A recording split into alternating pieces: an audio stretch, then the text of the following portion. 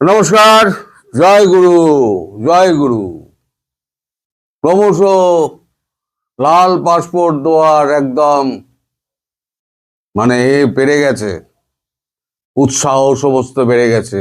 এখন ঝটাপট সব লাল পাসপোর্ট জমা হচ্ছে।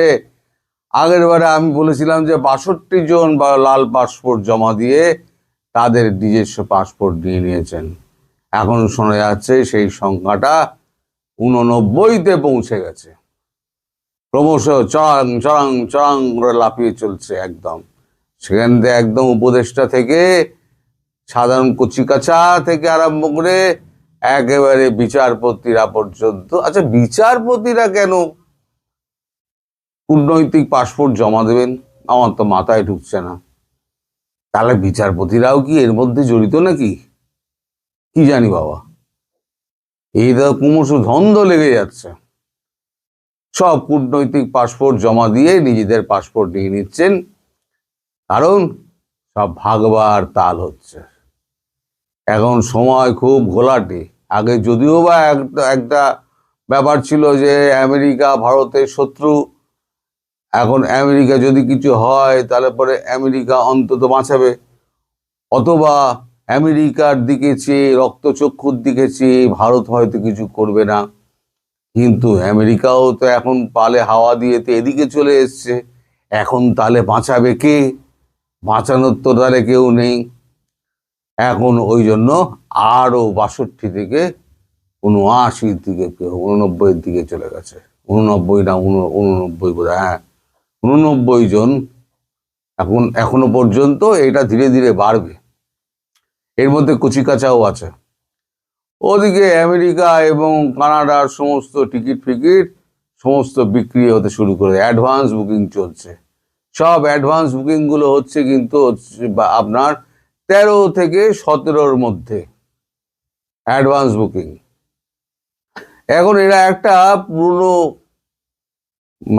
এর দিয়ে ঘটনা দিয়ে এরা খুব শিক্ষা নিয়েছে। আওয়ামী লীগের যত নেতা মন্ত্রী ছিল, যত আপনার উচ্চ পর্যায়ের নেতা ছিল, তাদের যত কূটনৈতিক পাসপোর্ট ছিল সব তো সরকারের ঘরে জমা রাখতে হয়।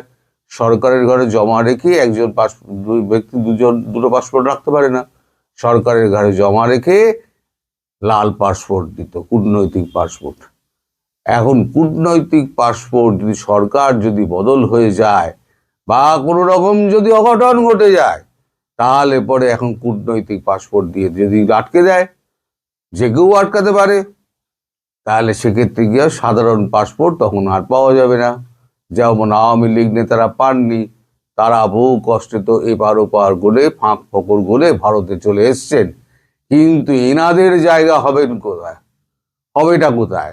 ফলে এনারা এখন আগে থেকে ওই আওয়ামী লীগের দুর্দশা দেখে এখন নিজেরা সমস্ত কূটনৈতিক পাসপোর্ট এখন জমা দিয়ে নিজেদের পাসপোর্ট নিতে আরম্ভ করেছেন।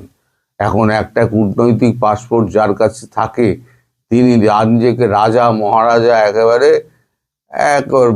মনে করেন।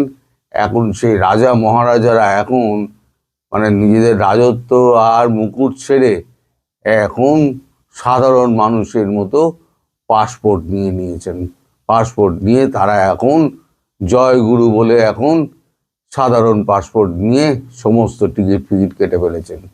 টিকিটের এখন খুব আকাল, বাংলাদেশে টিকিটের খুব আকাল।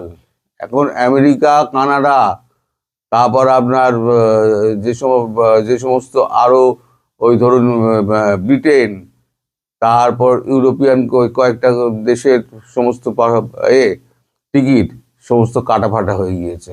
কার কোন টিকিট কাটা হয়েছে আমি বলতে পারবো না, তবে খবর পাওয়া যাচ্ছে এরকম টিকিট কাটা হয়ে গেছে।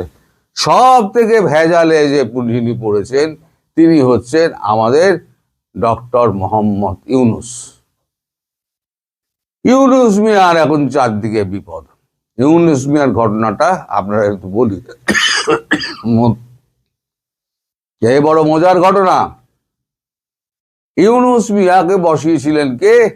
জো বাইডেন অ্যান্ড কোম্পানি এবং সঙ্গে হিলারি ক্লিন্টন। মোটামুটি ব্যাপারটা হচ্ছে এই আপনার ডেমোক্রেটিক যারা ছিল তারাই এই সমস্ত ডিপ স্টেটকে দিয়ে বসিয়েছিল।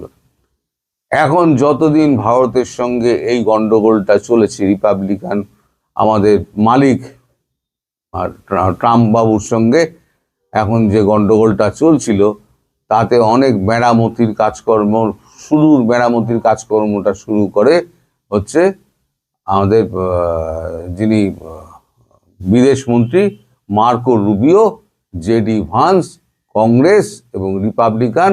এটা আমি বহুদিন আগে থেকে আপনাদের বলে এসেছি যে এরাই প্রথম সম্পর্ক স্থাপনের চেষ্টা করে। তারপর এরা ট্রাম্পকে প্রচণ্ড বোঝায় এবং রিপাবলিকান দলের মধ্যে যখন এই বিক্ষোভ শুরু হয় নানান রকম ঘটনার পরিপ্রেক্ষিতে, যে দেশের একেবারে মূল্য বৃদ্ধি ঘটছে, একেবারে দেশে খাদ্য সমস্যা একেবারে মানে চূড়ান্ত মূল্য বৃদ্ধি ঘটছে, খাদ্য সমস্যা নেই, খাদ্য সমস্যার টান দেখা দিয়েছে। এরভাবে চলতে থাকলে আমি বলেছিলাম আগামী 3 মাসের মধ্যে একেবারে আমেরিকায় কিন্তু খাদ্যের অভাব দেখা দেবে। তখন ট্রাম্প বাবুকে বাধ্য হয়ে মালিককে এসে গোত্তা মারতে হয়েছে নরেন্দ্র মোদীর কাছে। এখন নরেন্দ্র মোদী কিন্তু সেই দুখানা জায়গা কিন্তু খোলেননি, একটা হচ্ছে মিল্ক সেক্টর আর একটা হচ্ছে আপনার এগ্রিকালচার সেক্টর।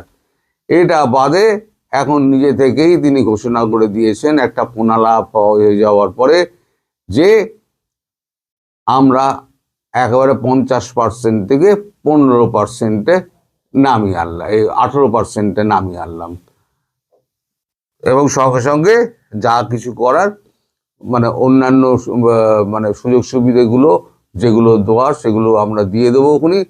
তার সঙ্গে উনি টুইট করে একটা জানিয়েছেন যে রাশিয়া থেকে তেল বন্ধ করে দেবে, তেল নেওয়া বন্ধ করে দেওয়া হবে এবং কি বলে ভেনেজুয়েলা থেকে ভারত তেল কিনবে বলেছে নিজের মনের মতো করে। 500 billion is a huge amount. 500 বিলিয়নের একটা চুক্তি ভারত করবে, এই করে তো নিজে একটা পোস্ট করেছেন। কালকে আমি সেই পোস্টটা আপনাদেরকে দিয়ে দিয়েছিলাম। এখন এই ঘটনা হওয়ার পর এখন মার্কিন যুক্তরাষ্ট্রের ওপরে যে চাপটা, ট্রাম্পের ওপরে যে চাপটা হয়েছে, সেই চাপটা এখন বুঝতে পারছেন ডোনাল্ড ট্রাম্প, তিনি এখন সমস্ত কিছু ছেড়ে দিয়েছেন। এখন ডোনাল্ড ট্রাম্প যতই বলুন না কেন আমি এই শর্ত হয়েছি, নরেন্দ্র মোদী কিন্তু খুব প্লেন অ্যান্ড সিম্পল একটা, নরেন্দ্র মোদী কথা বলেন না, Narendra Modi plain and simple একটা বার্তা পাঠিয়েছেন টুইটারে বার্তা পাঠিয়ে এক্স হ্যান্ডেলে বার্তা দিয়ে উনি লিখেছেন, নরেন্দ্র মোদী, আমি পড়ছি নরেন্দ্র মোদীর বার্তা, আপনারা ভালো করে দেখুন। নরেন্দ্র মোদী তিনি লিখছেন, wonderful to speak with my dear friend president Donald Trump today. একদিন কেউ প্রেসিডেন্ট ট্রাম্প লিখতেন, এখন আবার ফিরে এসছেন my dear friend. Delighted that made in India products will now have a reduced tariff of 18%. Big thanks to President Trump on behalf of 1.4 billion people of India of this wonderful announcement. When two large economies and the world's largest democracies work together, it benefits our people, unlock immense opportunity and mutually beneficial cooperation. President Trump's leadership is vital for global peace, stability, and prosperity. India fully support his effort for peace. I look forward for working closely with his take to our partnership to unprecedented height.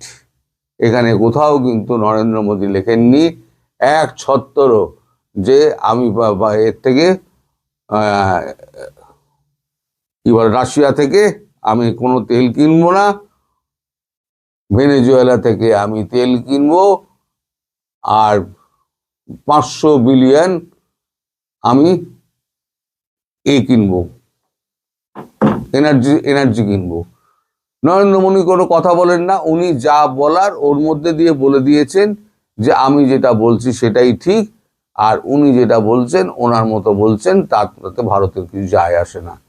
Bharat তার প্রতিনিধি দল পাঠিয়ে দিয়েছে, ওখানে এখন টানা হাজরা চলবে। সেটা মোটামুটি আমি আগেও বলেছিলাম 12 থেকে 15, এই দেখবেন 15-র আশেপাশে গিয়ে এই ট্যারিফটা গিয়ে দাঁড়াবে সর্বনিম্ন ট্যারিফ। এখন তার সঙ্গে কিন্তু একটা শর্ত ছিল, তার সঙ্গে একটা শর্ত আমি আপনাদের বরাবরই বলেছিলাম যে ইউনূসকে ছাড়া যাবে না এখান থেকে, ইউনূস এখানেই থাকবে। এবার হয়েছে কি, যারা বসিয়েছিলেন হিলারি ক্লিন্টন এবং আপনার এই জো বাইডেন সরকার এবং ডিপ স্টেট, তারা চাইছে যে এখান থেকে তাদের ডিপ স্টেটের মাল আমাদের এই ইউনূসকে এখান থেকে সরিয়ে নিতে। কারণ ইউনূসকে আমি একটা খবরে বলেছিলাম, ইউনূস দিন রাত টেলিফোন ঘুরিয়ে যাচ্ছেন, হিলারি ক্লিন্টনকে ব্যতিব্যস্ত করে দিয়েছেন, বিল ক্লিন্টনকে ব্যতিব্যস্ত করে দিয়েছে, আমাকে এখান থেকে বার করুন, আমি তো আপনাদের সব কাজ করে দিয়েছি, আমাকে বার করুন। এবার বার করতে যখন যাচ্ছে তখন মার্কিন কংগ্রেস এবং রিপাবলিকানরা গেছে ঘুরে, তারা বলছে অনেক কষ্টে ভারতের সঙ্গে আমাদের সম্পর্ক সহজ হওয়ার পথে, এই মুহূর্তে যদি ভারতের সঙ্গে পাঙ্গা নিয়ে আবার ইউনূসকে যদি ফিরিয়ে আনা হয় বা ওখান থেকে উঠিয়ে আনা হয়, তাহলে সম্পর্ক আবার পুরনো জায়গায় ফিরে যাবে। সুতরাং ইউনূসকে আনা যাবে না। এখন ইউনূসের হয়ে গেছে ঢেঁড়া, তাই বলছি জয় গুরু, ইউনূসের হয়ে গেছে ঢেঙা।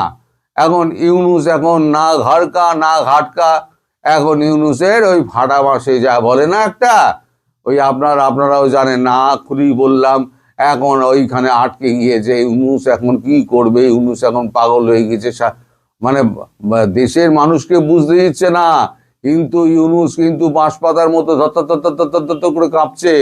ইউনূস যখন তখন জানে যে এইখানে যদি হ্যাঁ না ভোটে কোনো গন্ডগোল হয়, অথবা যদি কোনো দাঙ্গা ফাঙ্গা হয় ভোটের সময় বা ভোটের পরে, তাহলে কিন্তু আমার পিঠের চামড়াটি যাবে, যমুনার মধ্যে মানুষ ঢুকে আমাকে টেনে হিঁচড়ে ওই বঙ্গভবনে যা হয়েছিল, কোথায় যা হাসিনার ওইখানে যা হয়েছিল, সেই ঘটনা যমুনাতেও হতে পারে।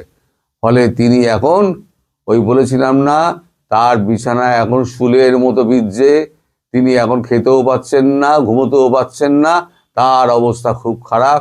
সুতরাং আপনাদের এই যে যাকে বলতেন আপনারা স্যার আমাদের 1000 বছর হায়াত পান, এখন লেখেন না কেন 1000 বছর হায়াত পান, লিখুন এখন 1000 বছর স্যার হায়াত পান। স্যার 1000 বছর কত পাবেন কিনা যায় না, 100 বছর পেলেও জানবো অনেক পেয়েছেন। ভাই ইউনূস এখন ফাটা মাসে আটকে গিয়েছেন, ইউনূস এখন বেরোতে পারছেন না। এখন যারা বসিয়েছিল তারাও এখন হরিবোল হাত তুলে দিয়েছে, আমাদের কিছু করার নেই, ভারতবর্ষ ছাড়বে না। সুতরাং আমি যেটা বলেছিলাম, ইউনূস আপনাকে দেশেই থাকতে হবে, দেশেই আপনার বিচার হবে, দেশের ওই যে আপনি যেটা আইসিটি করেছিলেন যেখানে, সেইখানে আপনার বিচার হবে।